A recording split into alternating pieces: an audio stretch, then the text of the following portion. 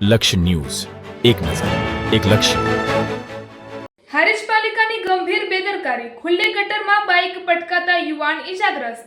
હારીજમાં પાલિકાની બેદરકારી, ખુલ્લી ભૂગર્ભ ગટરમાં બાઇક પટકાતા યુવાન ઈજાગ્રસ્ત. હારીજ શહેરમાં નગરપાલિકાની ગંભીર બેદરકારીનો વધુ એક કિસ્સો સામે આવ્યો છે. માર્કેટયાર્ડ રોડ ભૂગર્ભ ગટરની કુંડી ખુલ્લી પડી રહેતા બાઇક સવાર યુવાન અકસ્માતનો ભોગ બન્યો છે.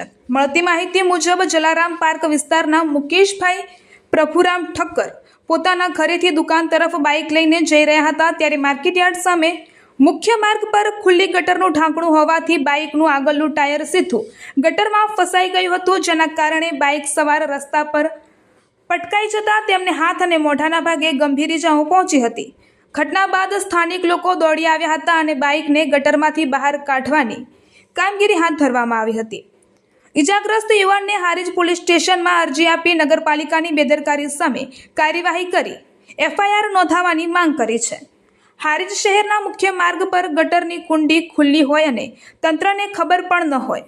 આવી બેદરકારીના કારણે લોકોના જીવ જોખમમાં મુકાઈ રહ્યા છે. હાલ એક યુવાન ભોગ બન્યો છે, પરંતુ મોટી દુર્ઘટના થાય તે પહેલાં તંત્ર સજાગ બને તેવી લોક માંગ ઉઠી રહી છે. રિપોર્ટર પંકજ સાધુ, પાટણ.